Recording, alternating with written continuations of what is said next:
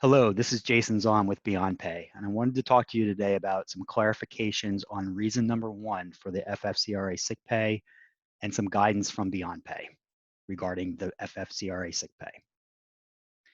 So specifically, we're going to be talking today about reason number one, which is when the employee is subject to a federal, state, or local quarantine or isolation order, are they eligible for sick pay?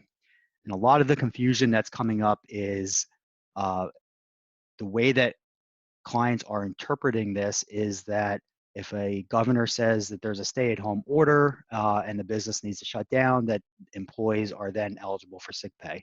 And what we're finding is that is not the case. So what we are finding is that this local quarantine or isolation order has to be employee specific.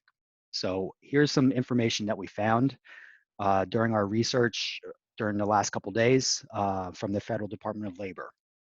So the FFCRA leave is generally not available to employees who do not have work available to them due to a full or partial business closure due to COVID-19 related economic reasons or a government closure of a non-essential business. So what that is saying is that if due to the stay-at-home order and the non-essential business, if you do have employees affected due to that, they will not be eligible for sick pay. Also, according to the DLL, this circumstance generally does not meet the qualifying reason of being unable to work or telework because the employee is subject to a federal, state, or local quarantine or isolation order related to COVID-19. There are, however, other programs that you can take advantage of in order to help make employees whole. So number one, through the CARES Act, you can apply for a payroll protection loan where you would be able to pay employees what they normally are paid in order to keep them on the payroll. Number two, if you did not qualify for that loan or do not wish to apply for that loan, you could then lay off your employees who are affected due to you not being an essential business, and they'll be able to collect their amount through unemployment.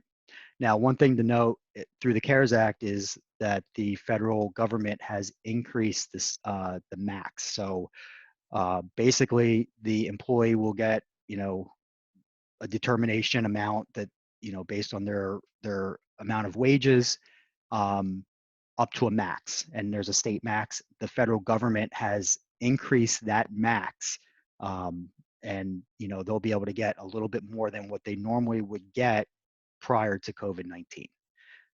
If you do have questions on unemployment, we can certainly try to help you with that. Our contact information is going to be on the last slide.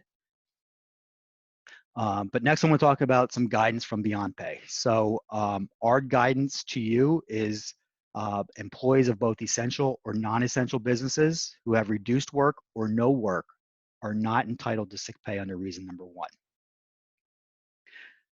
Also, an employee who is specifically ordered to quarantine or self-quarantine when work is available for them is entitled to sick pay in the event they are not able to work due to their specific quarantine order.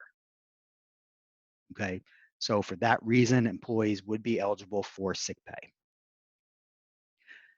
And then finally, non-specific local state government stay-at-home orders do not constitute a reason to pay employees sick pay, even when work would have been available to employees who are not able to work but are not able to travel due to the stay-at-home order. Okay, so that's our guidance. This is a very hot topic right now, and there's a lot of confusion on that. And if we can be of further assistance, certainly reach out to us. There is some documentation required for reason number one. So if you have an employee who is requesting sick pay for reason number one, you are going to have to gather this information in the event the IRS requests it. And that information is going to be employee name, the dates requested for their leave, a written statement supporting the COVID-19 related reason. In this case, it would be reason number one. And then a statement that the employee is unable to work, and that includes telework, due to that reason, and the name of the government entity or healthcare professional who is basically telling the employee that they cannot work or has to self-quarantine.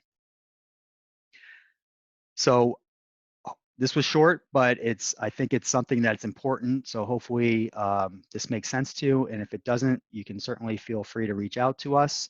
We have opened up our HR on demand for COVID related questions. That's free to all of our clients. And there's our email address and also our telephone number. Feel free to use either one and we will get back to you as soon as we can. Thank you very much.